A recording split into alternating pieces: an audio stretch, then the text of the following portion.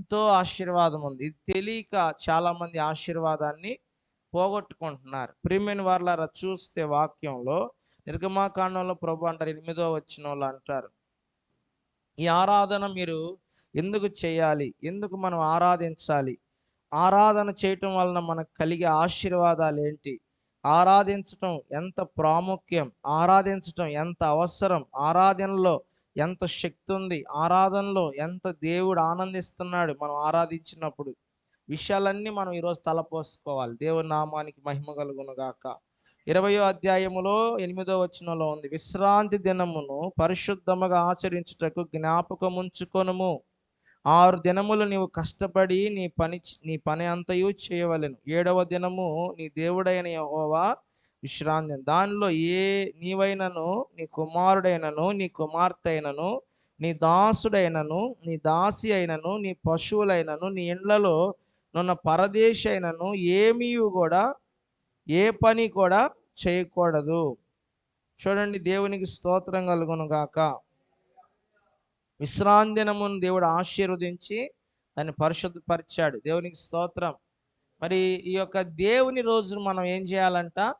దేవుని రోజుని మనము ప్రత్యేకపరచుకోవాలి. దేవుని రోజు మనం దేవునికి ఇచ్చేయాలి, పని చేయకూడదంట. దేవునికి స్తోత్రం. అలాగా మరి దేవుని మాట వినకపోవటం అన్నట్టే, ఇది దేవుని ఆజ్ఞ అతిక్రమమే కదా.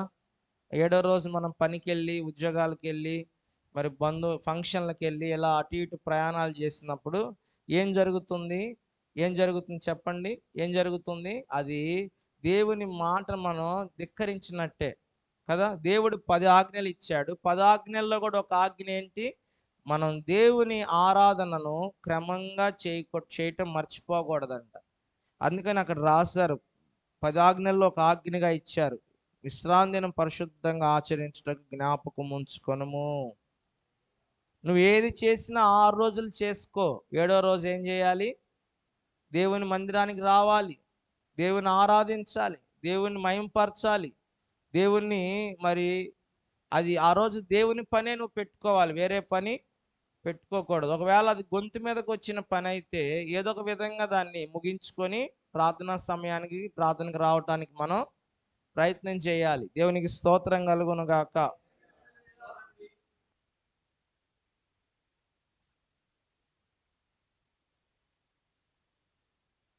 కాలు చెయ్యి పని చేయదు, ఆయన వెళ్ళలేడు. ఆ బాబు బాధపడుతున్నాడు.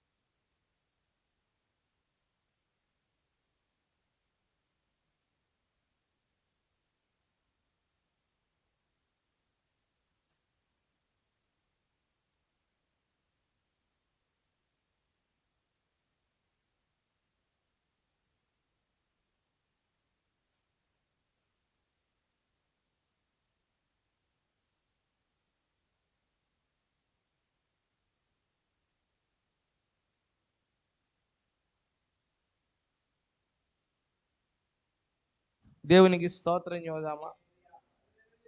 అప్పుడు మేము mid night, Saturday mid night flight ఎక్కించి నైట్ పిల్లల్ని జల్లల్ని వేసుకొని ఆడవాళ్ళని వేసుకొని నైట్ అక్కడ క్యాబ్ మాట్లాడుకొని స్టేషన్కి వచ్చి స్టేషన్లో 2 గంటలు ఇంకా ట్రైన్ మొదలవటానికి కూర్చొని 3 గంటలు 4 గంటలప్పుడు చెన్నై సెంటర్లో కూర్చొని ప్లాట్ఫామ్ మీద ట్రైన్ ఉంది కానీ కదలలేదు, లైట్లు కూడా వేయలేదు.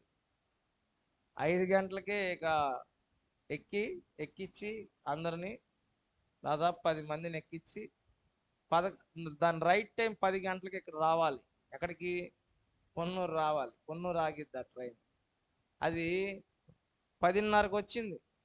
11, 10:30 ఆ టైం అయిపోయింది. 9:30, 10ంటికో రావాల్సిన గంట అరగంట లేట్ వచ్చేసింది. అప్పటికి ఇక్కడ ఆరాధన వచ్చేవాడిని అందుకునేవాడిని. రాజేష్ వచ్చాడు, పాస్టర్ రాజేష్ వచ్చి ఇక్కడ ఆరాధన జరిపించినప్పుడు నేను అక్కడ ఆరాధనకి వెళ్ళాను. దేవునికి స్తోత్రం. 2 ఆరాధనలు కదా మనకి. 2వ ఆరాధనలో నేను అక్కడ ఆ చర్చిలో ఉన్నాను. దేవుని నామానికి మహిమ కలుగును గాక. ఎందుకంటే అంత దూరం నుండి ప్రయాణం చేసి పరుగులు ఎత్తుకుంటూ ఎందుకు వచ్చాం? ప్రార్థన చేస్తున్నాం, దేవా ట్రైన్ ఎక్కడ ఆకుండా ట్రైన్కి తీసుకెళ్ళాలి. అయినా సాతాన్ గాడు 1 గంట అరగంట లేట్ చేశాడు. దేవునికి స్తోత్రం కలుగును గాక. దైవజనులు ఏసన్న గారు చెప్తారు, ఒకరోజు ఒక మందిర ప్రతిష్ఠ ఆరాధనలో అన్నగారు, అప్పుడు అన్నకు అసలు ఆరోగ్యం బాగాలేదు, అప్పుడు కుర్చీలో కూర్చొని వాక్యం చెప్తున్నారు. కిడ్నీలు అప్పటికే ఆయనకి హెల్త్ ఇష్యూ వచ్చేసింది, షుగర్ బాగా ఎక్కువైపోయింది.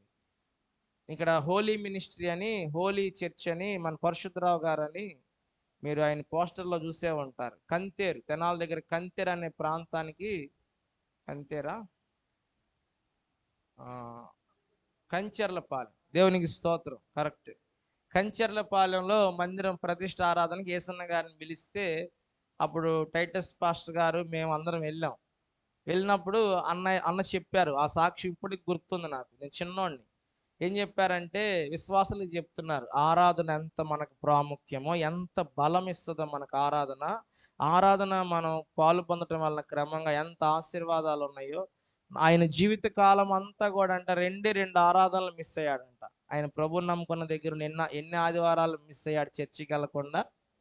అది కూడా ఎంతో నష్టంగా బాధగా భావిస్తున్నాడంట ఏసన్న గారు. ఆ సాక్ష్యం చెప్పాడు ఆ వాక్యంలో. ఎందుకనంటే ఒకసారి ఆయన్ని ట్రాన్స్ఫర్ చేశారంట కలకత్తా, టీపీఎంలో ఉన్నప్పుడు, దీపెంతెకోస్తులో ఉన్నప్పుడు ఆయన్ని కలకత్తా ప్రాంతానికి ట్రాన్స్ఫర్ చేస్తే ట్రైన్ మధ్యలో ఆగిపోయిందంట, వెళ్ళకుండా ఏదో కారణాల వల్ల. అందువల్ల ఆయన ట్రైన్లోనే ఉండటం వలన ఎక్కడో మధ్యలో ఆగిపోయింది. అందువల్ల ఆదివారం చర్చికి వెళ్ళలేకపోయాడు. నా మాట మీకు అర్థమవుతుందా? మరలా ఇంకేదో అలాగే ఇంకొక ప్రయాణంలో చిక్కుకొని మళ్ళీ అలాగే ఆగిపోయాడంట, వెళ్ళలేక ఆరాధనకి. ఆ 2 ఆరాధనలు నేను పోగొట్టుకున్నాను. ఈ 2 ఆదివారాల ఆరాధన పోగొట్టుకున్నందుకు నా జీవితంలో ఎంతో నష్టంగా భావిస్తున్నానని చెప్పాడు. మనం ఎన్ని ఆదివారాలు పోగొట్టుకుంటున్నాం కదా చాలాసార్లు.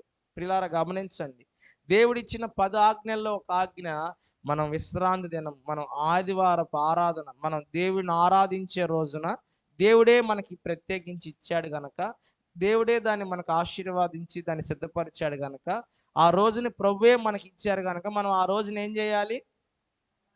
ఆరాధనే చేయాలి. వేరే ఏమి మనకి ఉండకూడదు. ఇంకా గొంతు మీదకి వస్తే ఏదో ఒక విధంగా ఆరాధన సమయానికి మనం వచ్చేటట్టుగా చూసుకోవాలి.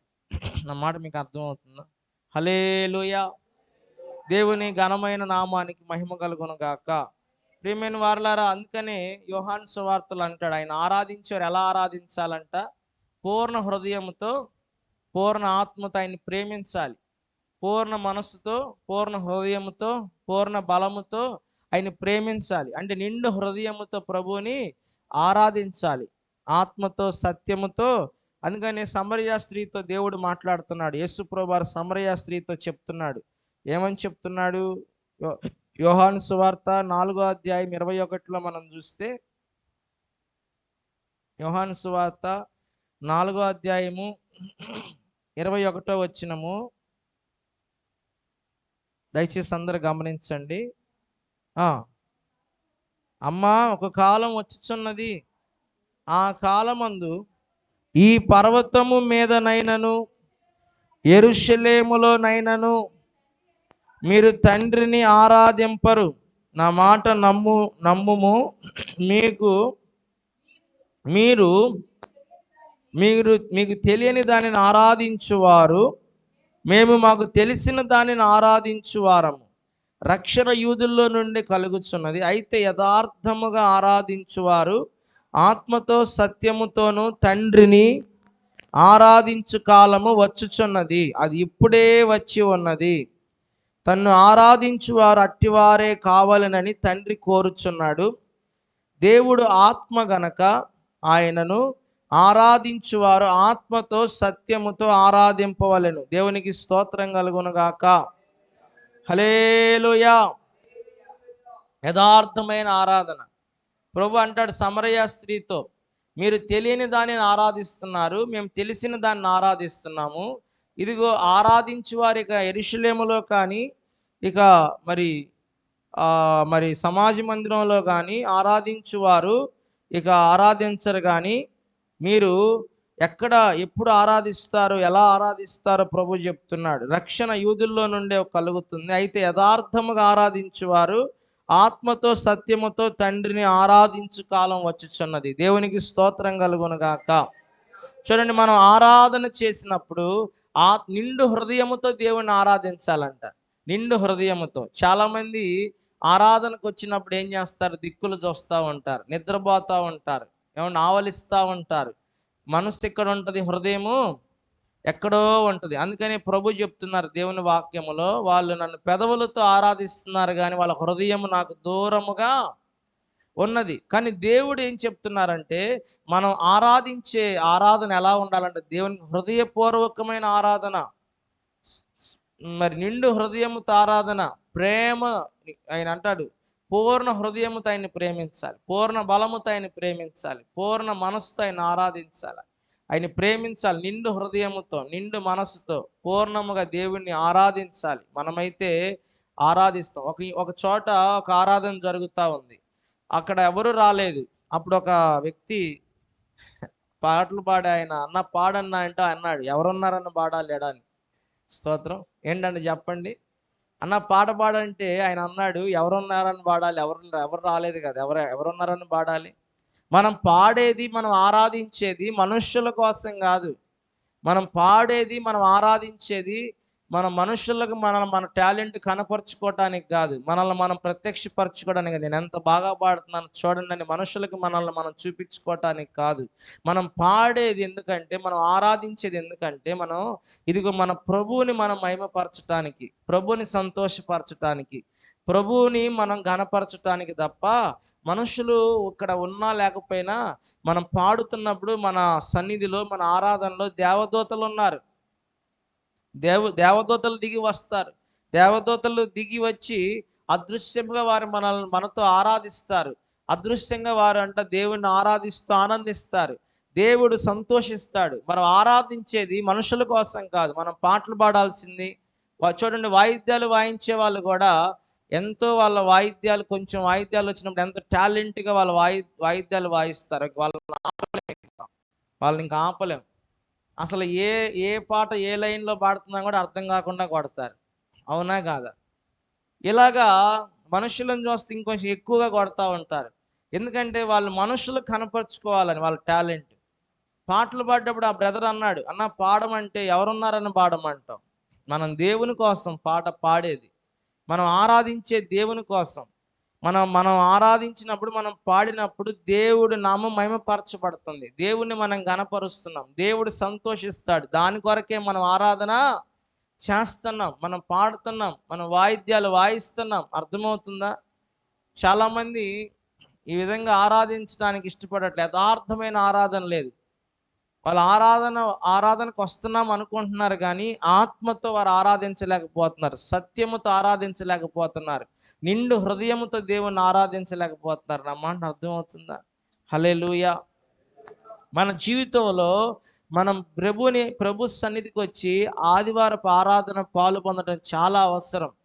ఈరోజు ఆరాధన యొక్క శక్తి తెలియటల్లా, చాలామందికి ఆరాధన యొక్క విలువ తెలియటల్లా. ఆరాధనలో ఉన్న ఆశీర్వాదాలు, ఎన్నో ఆశీర్వాదాలు. దేవునికి స్తోత్రం కలుగును గాక. ప్రభు చిత్తమైతే ఆరాధనలో ఎన్ని ఆశీర్వాదాలు ఉన్నాయో మీకు చెప్తాను. హల్లెలూయా. ఆరాధన ఎలా చేయాలి, ఆరాధన ఎందుకు చేయాలి, ఆరాధన ఏ విధంగా చేసినప్పుడు దేవుడు సంతోషిస్తాడు, నిజంగా దేవుడికి మహిమ కలుగును గాక. మనం ఆలోచించాలి, మన బుర్రలకు పొదును పెట్టాలి. మనం కొంచెం ఆలోచన చేయాలని నేను ప్రేమతో మనవి చేస్తున్నాను. ప్రియమైన వారలారా చూడండి, దావీదు రాజు అంటారు 122వ కీర్తన 1వ అధ్యాయం 1వ వచనంలో, 122వ కీర్తన 1వ వచనంలో ఏముంది?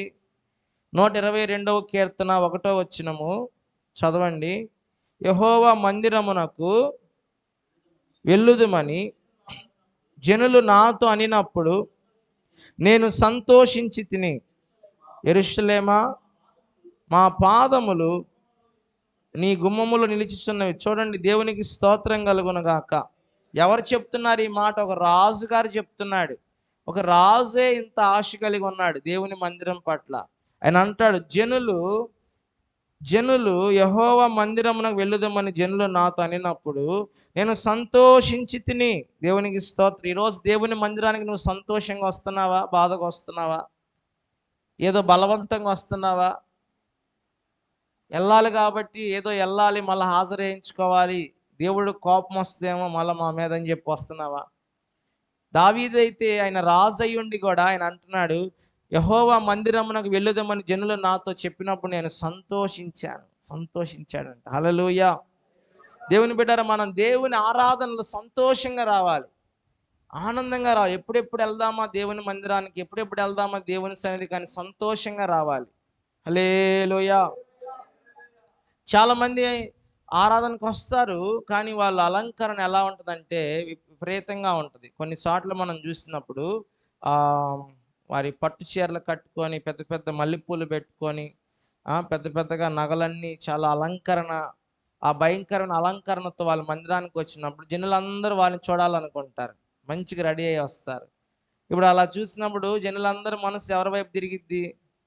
దేవుని వైపు కాకుండా వాళ్ళ డెకరేషన్, అలంకరణ, ఆకర్షణ, అబ్బా చాలా మంచిగా ఉన్నారే అన్నట్టుగా వాళ్ళ వైపు తిరిగిద్ది. అందుకనే దేవుడు అంటున్నాడు, మనం ఆరాధించేది ఆత్మతో సత్యముతో ఆరాధించాలి.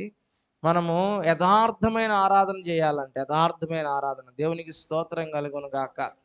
చూడండి, అందుకని ఒక పాట ఉంది, ఉన్న పాటున వచ్చుచున్నాను. మనం ఆరాధన చేయటానికి వస్తున్నాం కాబట్టి మనం ఎలా ఉన్నాం అలాగ వచ్చేయచ్చు రెడీ అయ్యి. దానికి ప్రత్యేకంగా అలంకరణ అవసరం లేదు దేవుని ఆరాధించుకొని రావటానికి మందిరానికి. దేవునికి స్తోత్రం కలుగును గాక. హల్లెలూయా. ప్రియమైన వారలారా గమనించండి, ఈ రోజున మనం దేవుని సన్నిధిలో దావీదు సంతోషిస్తున్నాడు. అబ్బా, దేవుని మందిరానికి వెళ్ళాలని జనాలందరూ నాతో చెప్పినప్పుడు నేను సంతోషిస్తున్నాను. అందుకనే చూడండి, 6వ వచనంలో ఏముందంటే, యెరూషలేము క్షేమము కొరకు ప్రార్థన చేయండి. చూడండి, మనం దేవుని మందిరం, యెరూషలేము అనగా ఏంటంట?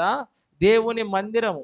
మనం దేవుని మందిరం కొరకు ప్రార్థన చేయాల్సిన అవసరత ఉంది. దేవుని మందిరం కొరకు, పరిచర్య కొరకు, సంఘము కొరకు, సేవకుల కొరకు, ఆ మందిరం క్షేమం కొరకు, ఆ మందిర అభివృద్ధి కొరకు, ఆ మందిరం యొక్క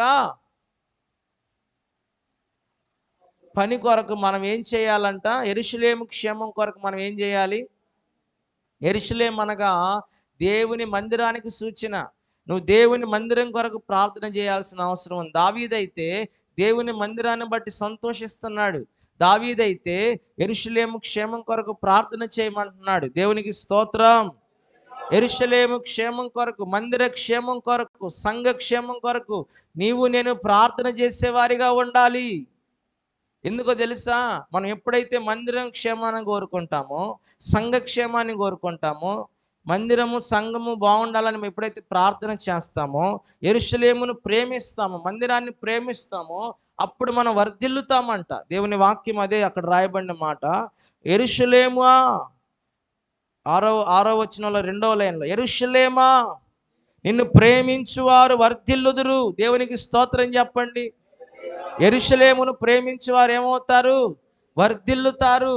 దేవుని మందిరాన్ని ప్రేమించే అనుభవం మనకు ఉందా? ఈరోజు దేవుని మందిరానికి సంతోషంగా వస్తున్నామా? గొర్రెలు కాసుకునే దావీదు, గొర్రెల దొడ్లో ఉన్న దావీదు, చిట్ట చివరి వాడైన దావీదు, ఇదిగో తన ఇంటి వారు కూడా అంతగా ప్రేమింపని దావీదు, తన తండ్రి తన అన్నదమ్ములు కూడా అంతగా లెక్క చేయని దావీదు, ఇదిగో ఒక దేశానికి అధికారి అయ్యాడు, ఒక దేశానికి నాయకుడు అయ్యాడు, ఒక దేశానికి రాజు అయ్యాడు, చక్రవర్తి అయ్యాడు. ఇంతగా అతను వర్ధిల్లటానికి కారణం ఏంటి?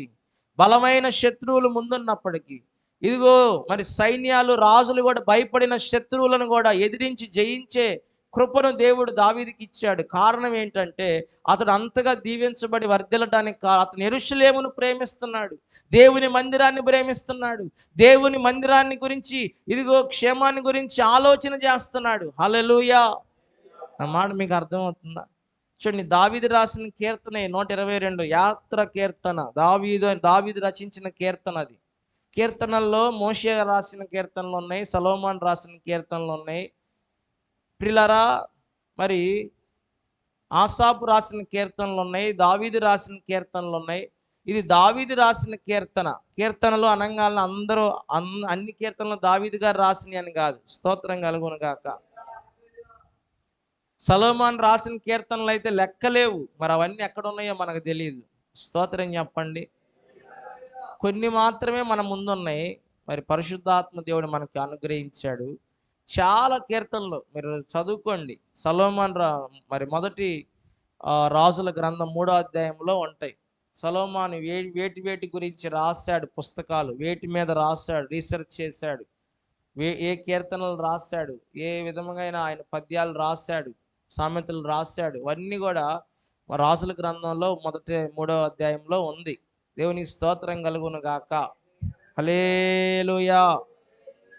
ప్రియులారా, మరి ఒక్క మాట నేను మీకు విస్తరించి చెప్పను కానీ దేవుని ఆరాధన చాలా మనకు ఇంపార్టెంట్. ఈరోజు క్రైస్తవ కుటుంబాలు దీవించబడకపోవడానికి కారణం ఏంటంటే దేవుని ఆరాధన నిర్లక్ష్యం చేస్తున్నారు, దేవుని ఆరాధనను పెడచెవిని పెడుతున్నారు. దేవుడు మరి ఆరాధనలో వారు సంతోషించి రాలేకపోతున్నారు, దేవుని మందిర క్షేమాన్ని గురించి ఆలోచన చేయలేకపోతున్నారు, దేవుని మందిరాన్ని ప్రేమించలేకపోతున్నారు. దావీదైతే దేవుని మందిరానికి వెళ్ళాలనుకున్నప్పుడు సంతోషం కలిగింది, ఆనందిస్తున్నాడు. యెరూషలేము క్షేమం కొరకు ఏం చేస్తున్నాడు? ఆలోచన చేస్తున్నాడు, మందిర క్షేమం గురించి ఆలోచన చేస్తున్నాడు. ఈరోజు మన క్షేమమే మనం చూసుకుంటున్నాం. మన కుటుంబము, మన పిల్లలు, మన పని, మన ఉద్యోగం, మన పనులు, ఇవే గోల తప్ప ఏ రోజైనా మందిరం క్షేమంగా ఉందా, మందిరం ఎలా ఉందని ఆలోచన చేసావా? అక్కడే ఉంది దేవుని ఆశీర్వాదం, అక్కడే ఉంది దేవుని దీవెన, అక్కడే ఉంది నీకు దేవుని మహిమ దాచబడి. హల్లెలూయా. నువ్వెంతగా దేవుని మందిరాన్ని గురించి, క్షేమాన్ని గురించి ప్రార్థన చేస్తావో అంతగా దేవుని ఆశీర్వాదం నీ మీదకి వస్తుంది. దేవుడు కూడా అంతగా నీ గురించి ఆలోచన చేస్తాడు. Praise the lord. ఇంకొకటి, యెరూషలేమును ప్రేమించాడంట ఆయన. యెరూషలేమును ప్రేమించి వారు ఏమవుతారు? వర్ధిల్లుతారు. ఈరోజు నువ్వు దేవుని మందిరాన్ని ప్రేమిస్తే, ఆరాధన ఇష్టపడి ప్రేమిస్తే, ఇదిగో నువ్వు వర్ధిల్లుతావు. నీ పనిలో వర్ధిల్లుతావు, వ్యాపారంలో వర్ధిల్లుతావు, చేతి పని వర్ధిల్లుతావు, ఉద్యోగంలో వర్ధిల్లుతావు, చదువులో వర్ధిల్లుతావు, కుటుంబంలో వర్ధిల్లుతావు, ఆరోగ్యంలో వర్ధిల్లుతావు. నువ్వు చేయు సర్వ ప్రయత్నములు ఆయన వృద్ధిపరచబడినట్లుగా దేవుడు నిన్ను దీవిస్తాడు. హల్లెలూయా. హిజ్కియా రాజు కూడా తాను పూనుకున్న సర్వ ప్రయత్నముల్లో వృద్ధి చెందాడంట. దేవునికి స్తోత్రం. ఏం చేశాడు? సర్వ ప్రయత్నముల్లో హిజ్కియా ఏం చేశాడు? వృద్ధి చెందాడు. చదువుకుందామా దేవుని వాక్యములో? దేవుని వాక్యము చూడండి, ఒకసారి చూడండి. స్తోత్రం, స్తోత్రం, స్తోత్రం. ఒక మాట, హిజ్కియా రాజు గారు దేవుని మందిరాన్ని ప్రేమించి ఆరాధనను ఇష్టపడిన వాళ్ళందరూ కూడా దీవించబడ్డారు బైబిల్లో. దేవుని నామానికి మహిమ కలుగును గాక. అందులో మొదటివాడు దావీదైతే, రెండో వారు ఎవరంటే హిజ్కియా కనపడ్డాడు. నాకైతే చాలా మంది ఉన్నారు. హిజ్కియా రాజు కూడా దావీదు తర్వాత, దావీదు వంశంలో హిజ్కియా రాజు గారికి ఒక ప్రత్యేకత ఉంది. దేవునికి స్తోత్రం కలుగును గాక. దినవృత్తాంతముల గ్రంథం, 2వ దినవృత్తాంతాల గ్రంథం అందరు తీయండి.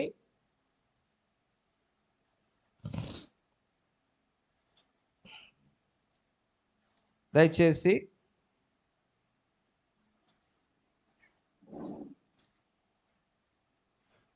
29వ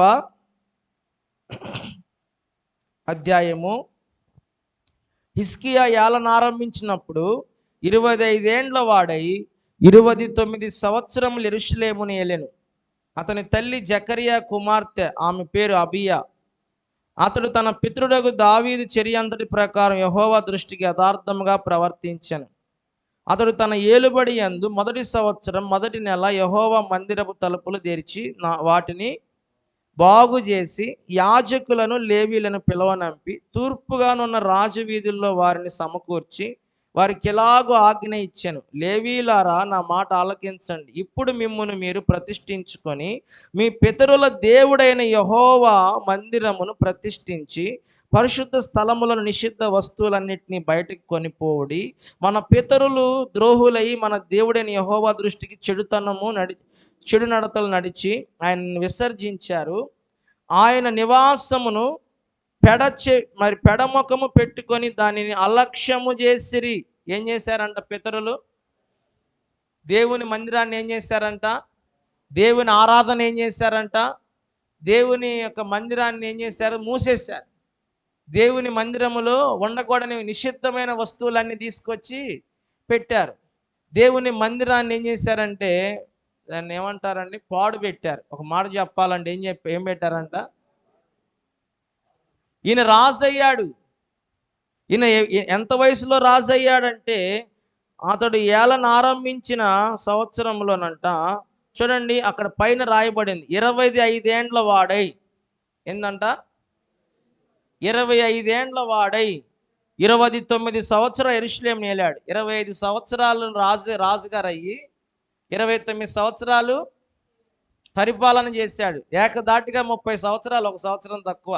దేవునికి స్తోత్రం. 30 సంవత్సరాలకి మరలా ఇక ఎలక్షన్లు లేవు వీళ్ళకి. 30 సంవత్సరాలకి ఆయనకి రాజుగా ఎదురులేదు ఈయనకి. దేవునికి స్తోత్రం చెప్తారా? దేవుని మందిరాన్ని ఆయన ఏం చేశాడు తెలుసా? ఆయన రాజు అయిన వెంటనే మొదటి సంవత్సరం మొదటి నెల ఏం చేశాడంట? యెహోవా మందిరపు తలుపులు తెరిపించాడు. ఆయన అంటున్నాడు లేవీలను పిలిపించాడు. లేవీలు ఎవరంటే దైవ సేవకులు, యాజకులను పిలిపించాడు. ఆయన అంటున్నాడు లేవీలారా నా మాట ఆలకించండి. 5వ వచనంలో ఆలకించండి. ఇప్పుడు మిమ్మల్ని మీరు ప్రతిష్ఠించుకోనండి.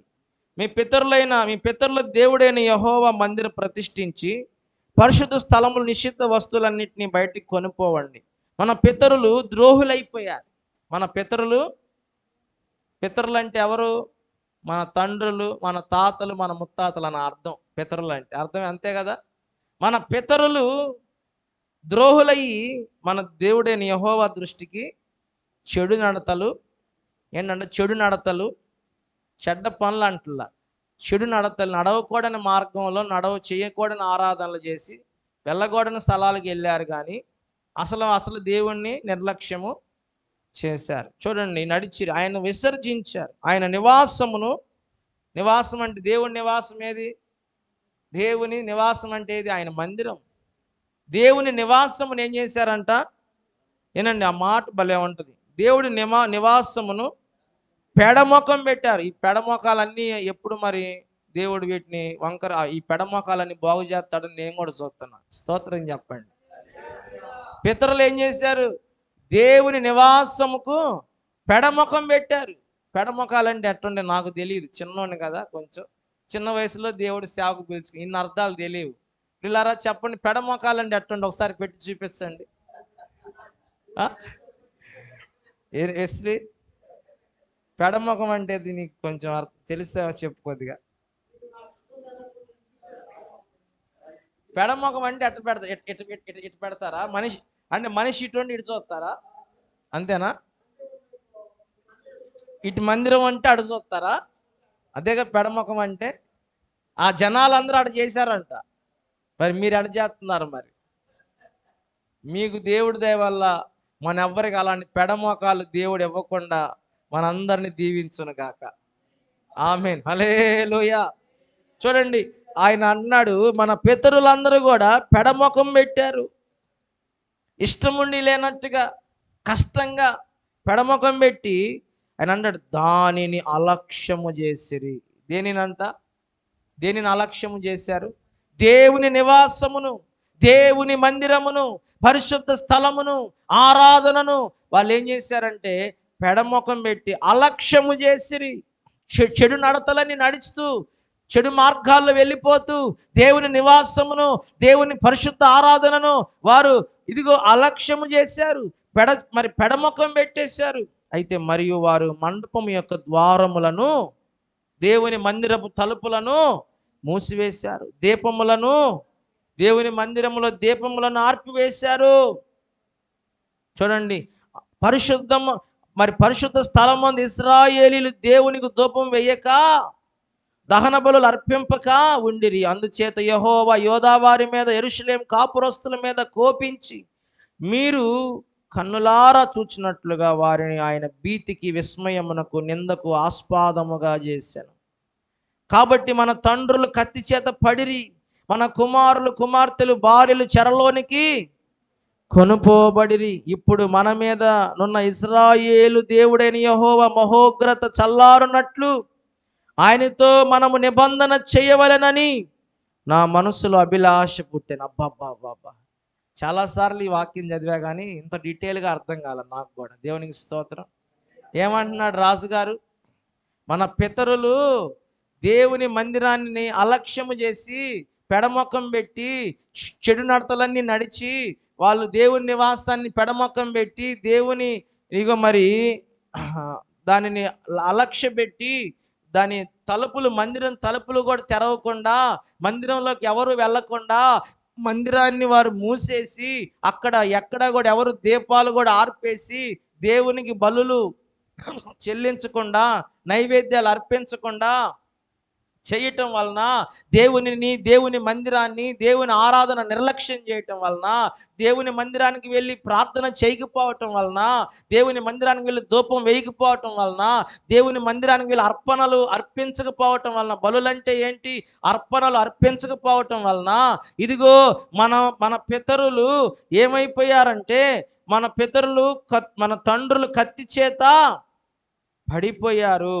మన కుమారులు కుమార్తెలు భార్యలు ఏమయ్యారంటే చెరలోనికి కొనిపోబడ్డారు. శత్రువులందరూ కూడా మన పిల్లల్ని, మన కూతుర్లను, కొడుకులను, భార్యలను చెరలోనికి తీసుకెళ్ళిపోయారు. ఆయన ఏమన్నాడు తెలుసా? ఒక మంచి మాట ఏమన్నాడు తెలుసా? మనము ఇలాగ చేయటం వలన యెరూషలేము కాపురాల మీద ఏమైంది అంట? కోపించాడంట. దేవుడు ఏం చేశాడు? కోపించి 8వ వచనంలో ఉంటుంది, అందుచేత యెహోవా యోదావారి మీద యెరూషలేము కాపురస్తుల మీద కోపించి మీరు కన్నులారా చూచినట్లుగా వారిని ఆయన భీతికి, విస్మయమునకు, నిందకు ఆస్పాదముగా చేసిన. చూడండి, వారికి భీతి కలిగిందంట, నిందలు కలిగాయంట. వారు ఏమయ్యారంటే వారు రాయబడిన మాట ఆస్పాదము చేయబడ్డారు. దేవునికి స్తోత్రం చెప్పండి. ఎంత భయంకరంగా చూడండి, వారు భీతికి, విస్మయమునకు, నిందకు ఆస్పాదముగా అయిపోయారు. వారిలో భీతి కలిగింది, నింద కలిగింది. ఏం కలిగింది చెప్పండి అయ్యా. ఈరోజు ఎందుకు నీకు భయం కలుగుతుంది నీ జీవితంలో? ఎందుకు నీ జీవితంలో నిందలు, అవమానాలు, శ్రమలు కలుగుతున్నాయి నీకు తెలుసా? నువ్వు దేవుని మందిరమును పెడమొక్కం పెట్టడమే, దేవుని మందిరమును ఇదిగో అలక్ష్యము చేయటమే, దేవుని సన్నిధిలో వేయవలసిన ధూపము, ప్రార్థన నువ్వు చేయకపోవటమే, దేవుని మందిరములో అడుగు పెట్టబట్టు. దావీదంట 122వ కీర్తనలో, యెహోవా నీ మందిర ఆవరణంలో, నీ గుమ్మములో నా పాదములు మోపుతున్నాను అంటాడు. 2వ వచనం 122 2వ వచనంలో ఉంది కదా. 120 యెరూషలేమా మా పాదములు నీ గుమ్మములలో నిలుచుచున్నావు. దేవునికి స్తోత్రం చెప్పండి. దావీదు గారు అంటారు, యెరూషలేమా, దేవుని మందిరమా, మా పాదములు నీ గుమ్మములో నిలుచుతున్నాయి. నీ పాదాలు ఎక్కడ నిలబడుతున్నాయి? సినిమా హాల్ దగ్గర. నీ పాదాలు ఎక్కడ నిలబడుతున్నాయి? బార్ షాప్ దగ్గర. నీ పాదాలు ఎక్కడ నిలబడుతున్నాయి? వ్యభిచార గృహాల దగ్గర. నీ పాదాలు ఎక్కడ నిలబడుతున్నాయి? ముసలమ్మ ముచ్చట్ల దగ్గర. నీ పాదములు ఎక్కడ నిలబడుతున్నాయి? విగ్రహారాధన స్థలాల్లోన, అక్రమకారుల దగ్గర. అందుకని దావీదు అంటాడు మంచి మాట, ఏమంటాడంటే, పాపుల మార్గం నిలవక, అపహాసికులు కూర్చుని చోట కూర్చుండక, యెహోవా ధర్మశాస్త్రము, దానికి ముందు ఒక మాట, దుష్టుల ఆలోచన చొప్పున నడవక, పాపుల మార్గం నిలవక, అపహాసికులు కూర్చున్న చోట కూర్చుండక. చూడండి, ఈయన అంటాడు, ఆయన ఎందుకు ఆ మాట చెప్పాడు? ఆల్రెడీ ఆయన అలాంటి స్థలాల్లో ఆయన పాదాలు నిలబడట్లా. ఆయన పాదాలు ఎక్కడ నిలబడుతున్నాయి? దేవుని గుమ్మములో నిలబడుతున్నాయి. దేవుని బిడ్డ హిజ్కియా రాజు గారు తను రాజైన వెంటనే, సింహాసనం అధిష్ఠించిన వెంటనే యెహోవా మందిరపు తలుపులు తెరిపించి, ఇదిగో మరి దేవుని మందిరంలో సేవ చేయడానికి యాజకులను అపాయింట్ చేశాడు. లేవీయుల్ని, సేవకులను అపాయింట్ చేశాడు. దేవునికి స్తోత్రం. చూడండి, అందుకని అంటాడు ఆయన, నాకు అభిష్టం పుట్టింది. ఇలాగా ఇలాగా ఆయన అంటున్నాడు 10వ వచనం, ఇప్పుడు మన మీద ఉన్న ఇశ్రాయేలు దేవుడైన యెహోవా మహోగ్రత చల్లారునట్లు. ఈ ప్రజలకు అర్థం కాల, రాజుకు అర్థమైంది. మనం ఇంత నష్టపోవడానికి కారణం, మనం ఇంత నిందల పాలవడానికి కారణం, మనం ఇంతగా భీతికి భయానికి గురైపోవడానికి కారణం, మన పితరులు కత్తి చేత మరణించడానికి కారణం, మన పిల్లలందరూ ఇదిగో బానిసలుగా శత్రువుల చేతికి అప్పగించబడటానికి కారణం, ఇదంతా దేవుని కోపం మన మీద రగులుకొంటా ఉంది. మనం ఆయన మందిరాన్ని పెడచేయను పెట్టడం, అలక్ష్యము చేయటం, దీపాలు ఆర్పేయటం, మందిరాన్ని మూసేయటం, మందిరాన్ని మనం దూరంగా ఉండటం, దేవునికి దూరంగా ఉండటం, ఇదిగో ఇంత దేవుని కోపం మన మీద రగులుకునేటట్టు చేస్తా ఉందని చెబుతా ఆయన అంటాడు, ఇశ్రాయేలుడు యెహోవా మహోగ్రత చల్లారినట్లు ఆయనతో మనం నిబంధన చేయవలనని నా మనసులో అభిలాష. అభిలాష అంటే ఏంటండి? కోరిక. దేవునికి స్తోత్రం. ఈరోజు నీ కోరిక అలా ఉందా? ఈరోజు ఎన్ని సమస్యలైనా పడుతున్నావు, ఎన్ని ఇబ్బందులైనా పడుతున్నావు, ఎన్ని నష్టాలైనా ఎదురవుతున్నా కూడా నువ్వు ఏడుస్తున్నావు, బాధపడుతున్నావు, అప్పులు తెచ్చుకుంటున్నావు, వడ్డీలు కడుతున్నావు, కానీ ఇదిగో నేను దేవుని మందిరానికి వెళ్ళకే నాకు ఈ దరిద్రత అని ఎప్పుడైనా అనుకున్నావా? ఆ రాజు గుర్తించాడు, నా దేశంలో నా ప్రజలకు ఇన్ని సమస్యలు రావడానికి కారణం దేవుని మందిరానికి ఎవరు వెళ్ళట్లా. నా దేశంలో దేవుని మందిరం శిథిలావస్థలో ఉంది. దేవుని నిర్లక్ష్యం చేయటం వల్ల మా పితరులు చెడు నడతలు నడవటం వలన మాకు గతి పట్టింది మా దేశానికి. ఇప్పుడైనా మా దేవుని కోపం చల్లారినట్లు దేవునితో ఒక నిబంధన చేయాలి, దేవుని మందిరాన్ని తెరిపించాలి, దేవుని మందిరంలో ఆరాధన జరగాలి, దేవుని మందిరంలో మరలా వాక్యం వినబడాలి, అక్కడ ధూపం వేయబడాలి, బలులు అర్పించబడాలని దేవుని మందిరం పట్ల ఒక దేవునితో ఒక నిబంధన చేసుకోవాలి, దేవునికి దగ్గర అవ్వాలని ఒక ఆశ ఆయనకు కలిగిందంట. ఈరోజు నీకు అలాంటి ఆశ కలగాలని నేను కోరుకుంటున్నాను. దేవునికి స్తోత్రం. చూడండి, అప్పుడు కహాతీలు వాళ్ళందరూ కూడా అక్కడ రాయబడిన అధ్యాయం అంతా మనం చదివితే అక్కడ అవన్నీ కూడా జరిగిన తర్వాత 18వ వచనంలో ఏముందంటే, 17వ వచనం, మొదటి నెల మొదటి దినమున వారు ప్రతిష్ఠ చేయగా ఆరంభించి ఆ నెల 8వ దినమున యెహోవా మండపమునకు వచ్చిరి. ఈ ప్రకారము వారు 8 దినములు యెహోవా మందిరమును ప్రతిష్ఠించుచు మొదటి నెల 16వ దినమున సమాప్తి చేసిరి. అప్పుడు వారు రాజైన హిజ్కియా వద్దకు పోయి, మేము యెహోవా మందిరం అంతటిని దహన బలిపీఠం ఉపకరణాలన్నీ సన్నిధి రొట్టెల బలను పవిత్రపరిచి ఉన్నాము, మరియు రాజైన ఆహాజు ఏలీ కాలమున అతడు ద్రోహము చేసి పారవేసిన ఉపకరణములన్నింటినీ మేము సిద్ధపరిచి ప్రతిష్ఠించి ఉన్నామని యెహోవా బలిపీఠం ఎదుట ఉన్నవని చెప్పారు. అప్పుడు రాజైన హిజ్కియా, చూడండి, అప్పుడు రాజైన హిజ్కియా పెందలాడ లేచి, ఎక్కడ లేచాడంట? పెందల కాడ లేచి పట్టణపు అధికారులు సమకూర్చుకొని యెహోవా మందిరమునకు పోయెను. ఎక్కడికి పోయాడంట? ఎప్పుడు పోయాడంట? ఎప్పుడు పోయాడు చెప్పండి? ఎప్పుడు పోయాడు? మనం ఎప్పుడు పోతున్నాం? ఎప్పుడు వస్తున్నాం? స్తోత్రం, హల్లెలూయా. ప్రియులారా, రాజే పెందలాడిపోయాడంట. ఎక్కడికి? ఎక్కడికండి? మందిరానికి, ప్రార్థనకి. అంటే ఆ రాజులందరిలో హిజ్కియాకి ప్రత్యేకత ఎందుకంటే దేవుని మందిరాన్ని గురించిన, దేవుని మందిర క్షేమాన్ని గురించిన ఆలోచన ఉంది హిజ్కియాకి కూడా. దేవుని మందిరాన్ని ప్రేమించేవాడు వర్ధిల్లుతాడు. యెరూషలేమా నిన్ను ప్రేమించువారు, దావీదు వర్ధిల్లాడు, హిజ్కియా కూడా వర్ధిల్లాడు. ఎందుకో తెలుసా? హిజ్కియా వర్ధిల్లటానికి కారణం పెందలాడే దేవుని మందిరానికి వెళ్తున్నాడు. 8 రోజులు ప్రతిష్ఠించి నాకు రాజు దగ్గరికి వచ్చి చెప్పారు, అయ్యా అన్నీ మేము మందిరాన్ని అంతా శుభ్రం చేసి ప్రతిష్ఠించాం, వస్తువులన్నీ పెట్టామంటే ఆ విషయం తెలుసుకుని రాజు పొద్దున్నే పెందలాడి వెళ్ళిపోయాడు మందిరానికి. దేవునికి స్తోత్రం. వెళ్తా ఒక్కడే వెళ్ళాడా? పట్టణపు అధికారులు అందరిని అంట పెట్టుకొని వెళ్ళాడు. నువ్వు కూడా అందరిని అంట పెట్టుకొని రావాలని కోరుకుంటున్నా. దేవుడి దయ వల్ల నీకు రావాలని, అందరిని తీసుకురావాలని మీకు ఉంది, కానీ ఇంకా ప్రయత్నించమని దేవుడి పేరట కోరుకుంటున్నా. దేవునికి స్తోత్రం. చూడండి మనం చూడండి ఇక్కడ ఇవన్నీ కూడా మనం చూసినప్పుడు మరి 29లో వారు అర్పించుట ముగించిన తర్వాత రాజు అతనితో కూడిన వారందరూ తమ తలలు వంచి ఆరాధించిరి. దేవునికి స్తోత్రం చెప్పండి.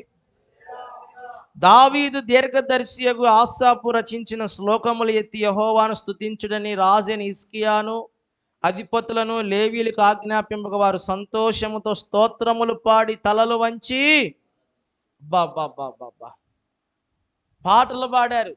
దావీదు గారి కాలంలో ఆసాపు గారి కాలం రచించిన కీర్తనలన్నీ పాడమన్నారు వీళ్ళు, రాజుగారు వాళ్ళు. వీళ్ళు ఎక్కడంటే తలలు వంచి ఏం చేశారంట, రాజుగారు అధిపతులు అధికారులు అందరూ ఏం చేశారు, తలలు వంచి ఆరాధించారు. పాటలు పాడి కీర్తనలు పాడి వాయిద్యములు వాయించి ఆరాధించారు. దేవునికి స్తోత్రం కలుగును గాక. కాబట్టి ప్రియమైన వారులారా, ఇంతగా దేవునికి ఆయన ఆరాధనకు ప్రాముఖ్యత ఇచ్చాడు, మందిరానికి ప్రాముఖ్యత ఇచ్చాడు, దేవుని సేవకులకు ప్రాముఖ్యత ఇచ్చాడు. యెరూషలేమాని ప్రేమించి వర్ధిల్లుదు అన్నట్టుగా మందిరాన్ని ప్రేమించాడు. మందిరం పట్ల యెరూషలేం క్షేమం కొరకు ప్రార్థించమన్నట్టుగా దేవుని మందిరం గురించి ఆయన ఆసక్తి కలిగి ఉన్నాడు. ఆయన ఆరాధన విషయంలో ఆసక్తి కలిగి ఉన్నాడు, మందిరం పట్ల ఆసక్తి కలిగి ఉన్నాడు. పెందలాడే వెళ్ళి మందిరంలో కూర్చున్నాడు. అందుకని హిజ్కియా రాజు గారి గురించి ఒక మాట మీకు చూపిస్తాను. చూడండి, వాక్య భాగంలో చూసినట్టయితే 30వ వచనం, 2వ దినవృత్తాంతములు 32వ అధ్యాయం, 2వ దినవృత్తాంతముల గ్రంథం 32వ అధ్యాయం, 32వ అధ్యాయము 30వ వచనం. ఈ హిజ్కియా గీహోను కాలువ వరకు ఎగువనకు కేటాయించి ఎగువను కట్టవేయించి దావీదు పట్టణపు పడమటి వైపునకు దాన్ని తెప్పించెను. హిజ్కియా తాను పూనుకొనిన సర్వ ప్రయత్నముల యందు వృద్ధి పొందెను. దేవునికి స్తోత్రం కలుగును గాక. ఏమైందంట, హిజ్కియా తాను పూనుకొనిన సర్వ ప్రయత్నముల యందు, ఇందాక ఏం చదువుకున్నాం, యెరూషలేమా నిన్ను ప్రేమించేవారు వర్ధిల్లటం అంటే వృద్ధి పొందటం, అభివృద్ధి పొందటం, ఆశీర్వదించబడటం. హిజ్కియా మరి దేవుని మందిరం గురించి ఆసక్తి కలిగి ఉన్నాడా లేదా? ఆరాధన పట్ల పెందలాడి వెళ్ళాడా లేదా? పాటలు పాడి తల వంచి ఆరాధించాడా లేదా? మందిరంలో దేవుని మందిరాన్ని ప్రేమించాడా లేదా? దేవుని మందిరాన్ని ప్రేమించాడా లేదా? చెప్పండి. ప్రేమించాడు. కాబట్టి దేవుడు ఏం చేశాడు, తాను పూనుకొనినా ఏంటంట, తాను పూనుకొనినా, తాను తలపెట్టినా, తాను మొదలుపెట్టినా, తాను ఆలోచన చేసిన ప్రతి పనిని కూడా, ప్రతి కార్యమును కూడా సఫలపరిచి వృద్ధిపరిచాడు. ఆయన ఏ పని మొదలుపెట్టినా ఆ పనిలో వృద్ధి, అభివృద్ధి, విస్తారమైన దీవెన, నష్టము లేదు, కీడు లేదు, మోసము లేదు, అన్యాయము లేదు, దగా లేదు, ఎక్కడ కీడు అనేది లేనే, అంత ఆశీర్వాదమే. ప్రియమైన వారలారా, మరి ఈ రోజున చాలా విషయాలు మందిరాన్ని గురించి చెప్పడానికి చాలా ఉన్నాయి. ఆరాధన మన ఎంత ఆశీర్వాదం మీకు చెప్పాలని ఎందుకో నన్ను దేవుడు ప్రేరేపించాడు. పెందలాడే లేచి వెళ్ళాలి. మరి చూడండి, మరి మోషే కూడా దేవుడు అంటాడు, మోషే నువ్వు పెందల కాడ నా దగ్గరికి వచ్చేయి. ఏమంటాడు, పెందల కాడ ఉదయానే.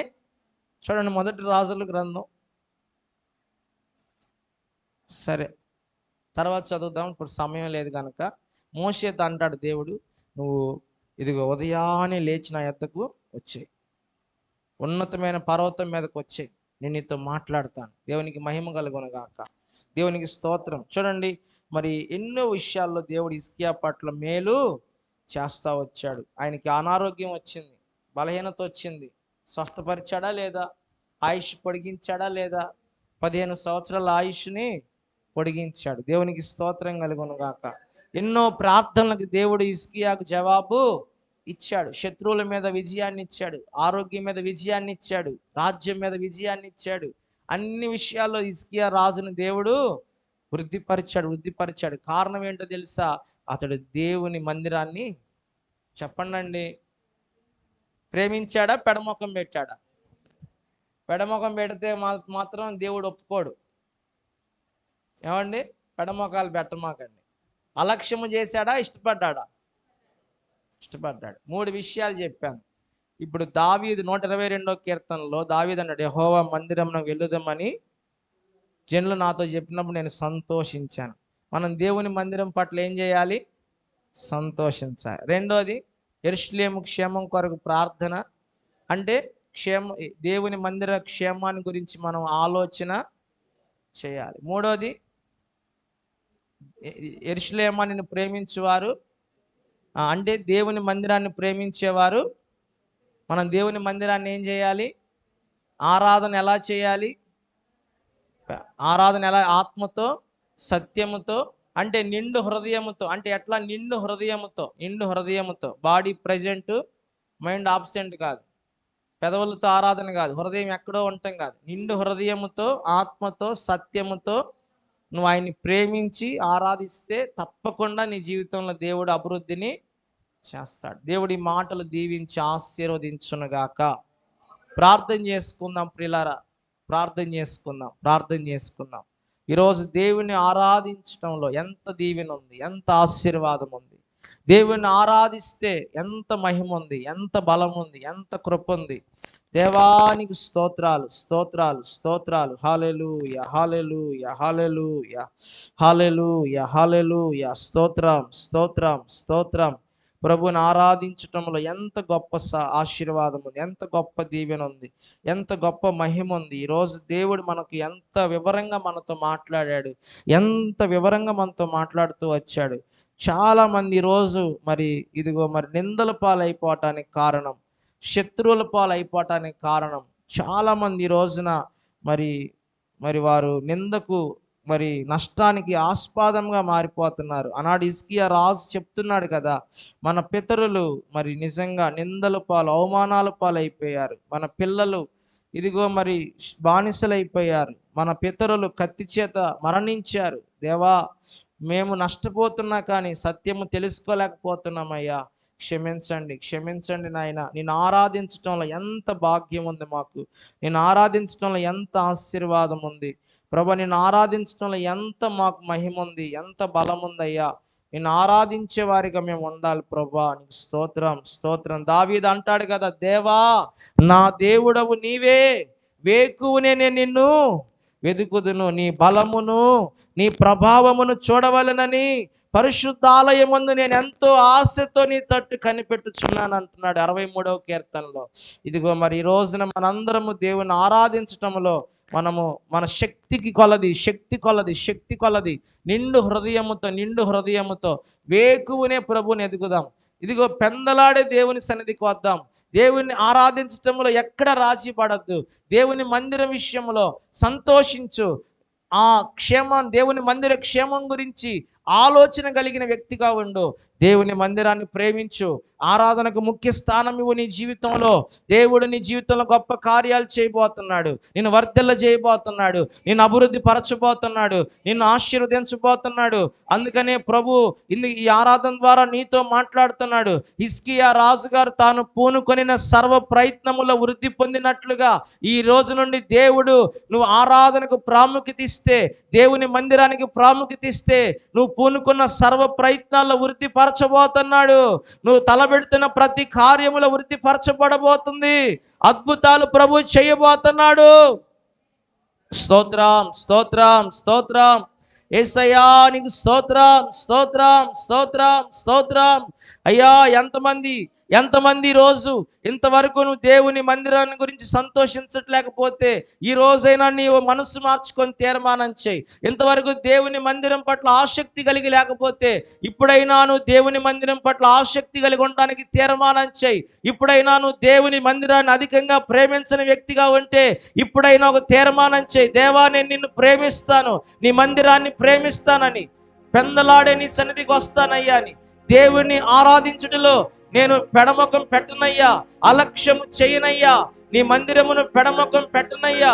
అయ్యా, ఇదిగో అలక్ష్యము చేయనయ్యా అని ఒక తీర్మానం చేయి. ఇప్పుడు వరకు పెడముఖం పెట్టావా, అలక్ష్యము చేసావా? అందుకనే నీ జీవితంలో అనేక శ్రమలు వస్తా ఉన్నాయని దేవుడు మాట్లాడుతున్నాడు. ఇప్పుడైనా నీవు ఒక తీర్మానం చేయి. ప్రభువా, నీ మందిరమును నేను పెడముఖం పెట్టను, అలక్ష్యము చెయ్యను. ప్రభువా, నీ మందిరమునకు నేను పెందలాడే వస్తాను. దావీదు రాజు చెప్పినట్లు, దేవా వేకు నిన్ను వెతుకుతాను, నీ బలమును, నీ ప్రభావమును అయ్యా నేను వెదుగుటకు నీ పరిశుద్ధ ఆలయము తట్టు నేను వస్తానయ్యా.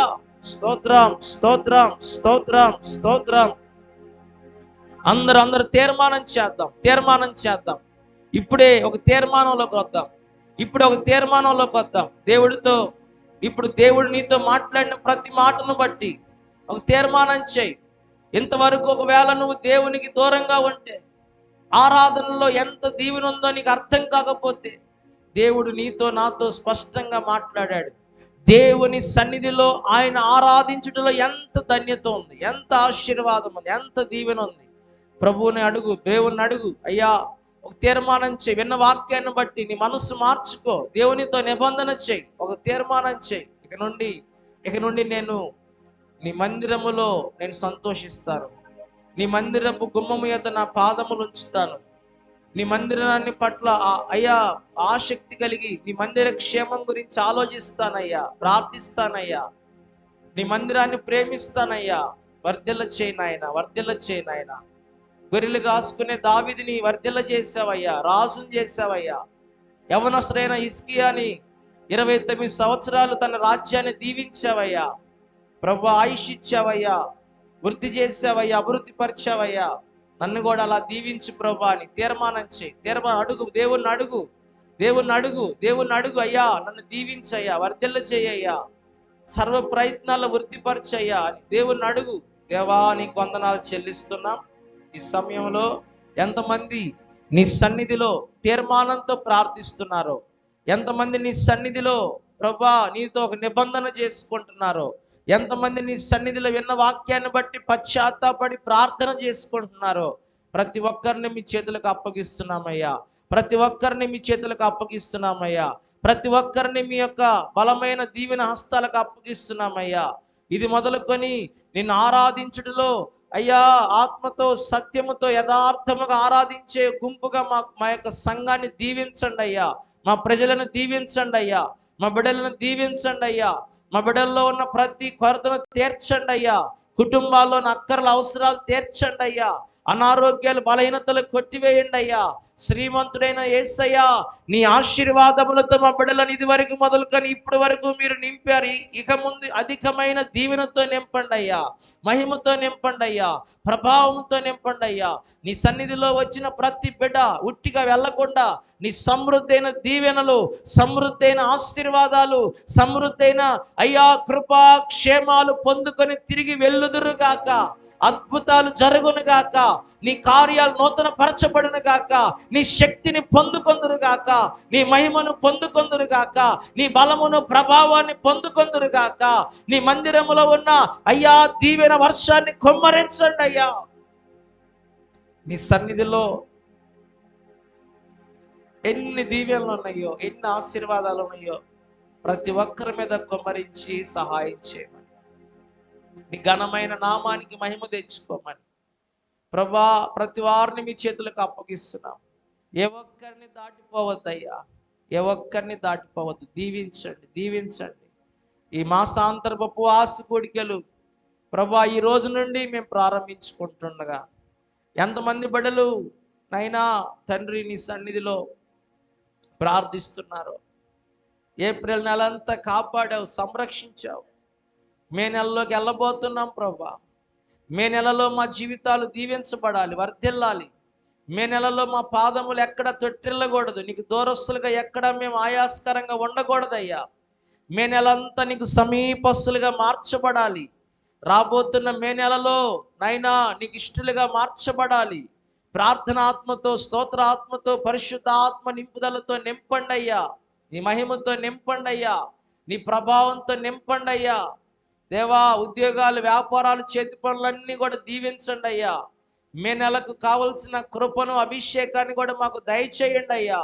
తండ్రి రేపు రాత్రి, ఎల్లుండి రాత్రి జరగబోతున్న మాసాంతరపు ఉపవాస కోడికలు కూడా మహిమకరంగా జరిగించండి, దీవెనకరంగా జరిగించండి, ఆశీర్వాదకరంగా జరిగించండి. దేవా ఏ విషయములో బిడ్డలు ఏ కొరత కలిగి ఉన్నారో మే నెలలో ఒక నూతన కార్యము జరుగును గాక. ఒక నూతన తలుపు తెరవబడును గాక. ఒక నూతనమైన మహిమ అనుభవించుదురు గాక. ఓ ప్రభా ఒక అద్భుతం జరగాలి నాయన. తండ్రి క్రొత్త నెలలో క్రొత్త ఆశీర్వాదాల కొరకు సిద్ధపరచండి దేవా. దేవా నీకు వందనాలు అయ్యా. మరి పునరుద్ధానపు ఆరాధనలో మీరు మాట్లాడిన ప్రతి మాట హృదయాల్లో నీరు కట్టి ఫలింప చేసి నీ ఆరాధనకు ప్రాముఖ్యత ఇస్తూ దీవించబడటానికి సహాయం చేయమని ప్రతి ఒక్కరిని బలమైన హస్తాలకు అప్పగించుకుంటూ నజరేయుడైన యేసుక్రీస్తు నామములో ప్రార్థించి అడిగి పొందుకున్నాం మా పరమ తండ్రి, ఆమేన్. తండ్రైన దేవుని ప్రేమ, కుమారుడైన యేసుక్రీస్తు కృప, పరిశుద్ధాత్మిక అన్యోన్య సహవాసం, సమాధానం, త్రియేక దేవుని దీవెన ఆశీర్వాదాలు ఇప్పుడు ఎల్లప్పుడు మనకు సకల పరిశుద్ధులకు మరి ఆయన మందిరాన్ని గురించి సంతోషించాలని, ఆయన మందిరం క్షేమం గురించి ఆలోచన చేయాలని, ఆయన మందిరాన్ని ప్రేమించాలని, అలాగా దీవించబడాలని తీర్మానం చేసిన ప్రతి బిడ్డకు కూడా సదాకాలము తోడై ఉండును గాక. ఆమేన్. అందరికీ వందనాలు. దేవుడు మిమ్మల్ని అందరినీ